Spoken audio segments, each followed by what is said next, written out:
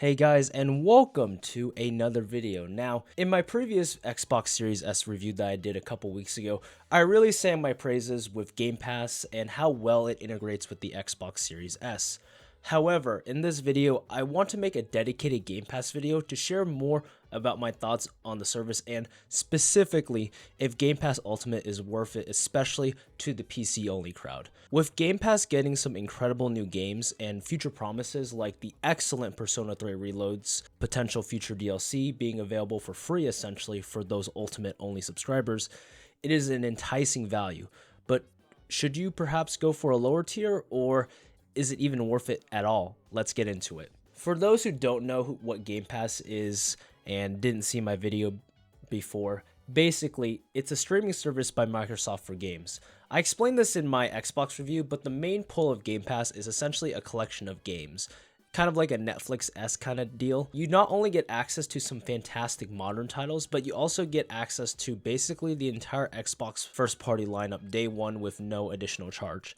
This is a major plus for a lot of people who are subscribed, and despite the quality being arguably worse than any of the competition's offerings, the ability to essentially demo and try out all these games at your own leisure is a great thing for the consumer, especially in a world where $70 games are almost the norm at this point. Now, specifically on the PC front, you access all of your games through the Xbox app.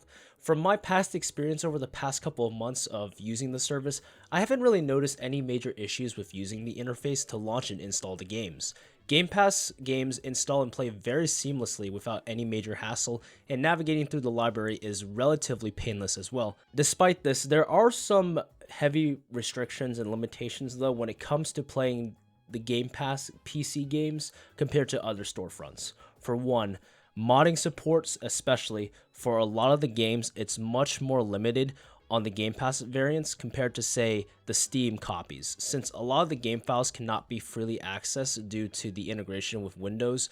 So a lot of the times you won't get access to a lot of the game files to do all the mods if you really wanted to go that route. You also don't get as much flexible controller support and customization outside of Xbox's own proprietary controllers. This, along with a bunch of missing customization options and no controller-friendly UI like Steam's big picture mode, can be a turnoff for some. However, if you don't really care about this and just want to play the games vanilla, then the Xbox app and PC Game Pass is completely fine and adequate for that. You can even properly set your home PC to bring your Game Pass library offline if you so choose, for example, if you're traveling. Now, if you are interested into Game Pass as a PC gamer at all, you basically have two options. The base Xbox Game Pass for PC and then the Game Pass Ultimate tier. Both get essentially the same main collection of game libraries. It's still incredible to me in the perspective of value how many potential hours the current collection can give you. Combined with some bonuses like the Xbox Rewards program letting you earn actual credit for real-life purchases for playing Game Pass, and there is somewhat of a real grind and incentive in trying all of these available games. You also gain access to some exclusive discounts on the Xbox store, though for the PC-only folks, competing with Steam or other third-party storefronts. Now, for a lot of the folks, this is pretty good enough. However, Ultimate does come with some key extra benefits that may be enticing to some PC players. Let's discuss. First off, the big one, cloud gaming. You gain access to play most, if not all, of your Game Pass library remotely on the cloud. Now, obviously, this comes with drawbacks with latency and the strength of your internet connection. However, I really had no issues with queuing up to play games up on the cloud, and you don't have to worry about potentially having issues with remote streaming from your PC onto your device. Combined with this, you also get access to Xbox console exclusive games. Games that have been only released on Xbox, such as Halo 5, along with backwards compatible Xbox 360 catalog games. These games have never been released on PC, but with the addition of cloud gaming, you can now play these games through the cloud onto your PC directly. Now, obviously, this is not the same as playing locally from your PC, but it's a great option if you have a stable internet connection. Finally, extra content and savings. Game Pass Ultimate also gains access to some exclusive discounts and game content. For example, right, a couple weeks ago or a couple months ago, the Dead Space remake was 90% off for Game Pass Ultimate subscribers.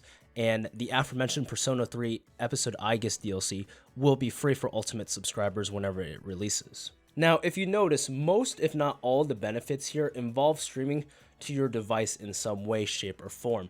They all don't really even involve you getting more benefits directly from your hardware. So on paper, the base PC Game Pass may seem like a way better deal since you're paying almost 40% less than Ultimate, but getting almost all of the benefits for PC. However, there is something that I do want to mention because unlike Sony, Xbox Game Pass is also offered as digital codes, and as a result, you can actually scour through the marketplace for cheaper and discounted Game Pass Ultimate codes. For example, sites like CD Keys offer 3 months of Ultimate for essentially the same price as 3 months of PC Game Pass, which is a massive savings. Now, if you're okay with using the gray market, I would absolutely say yeah, absolutely get Ultimate for the extra benefits for basically no additional cost. Otherwise, paying just $10 a month for the base version of the PC Game Pass is way more sensible for a lot of PC gamers. The only real reason I would pay for the Ultimate for any PC only folk is if you had a scenario that requires you to be away from your desktop or gaming setup a lot of the time. For example, right, you travel a lot and you don't own a Windows laptop, or perhaps you play on Steam Decks on the go, and because of Steam Deck's limitations, it cannot play natively Xbox Game Pass games. These are valid reasons to spring for the Ultimate tier. Otherwise, save your money. The base tier is more than enough for everyone to get their hands on what Game Pass has to offer on the PC. Now, wrapping everything up here, I think PC Game Pass as a whole, it has really surprised me, and that's mainly because of the current market.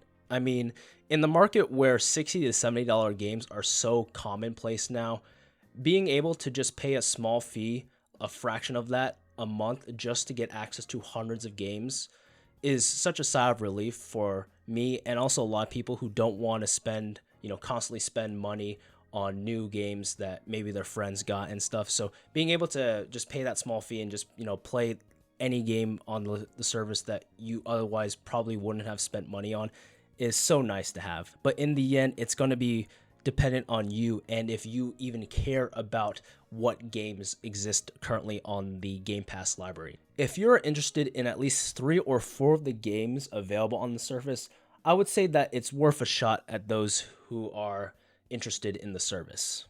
And I'll leave it from that. Hopefully you guys enjoyed the video. If you did, make sure to leave a like, and I'll talk to you guys in the next one. Later.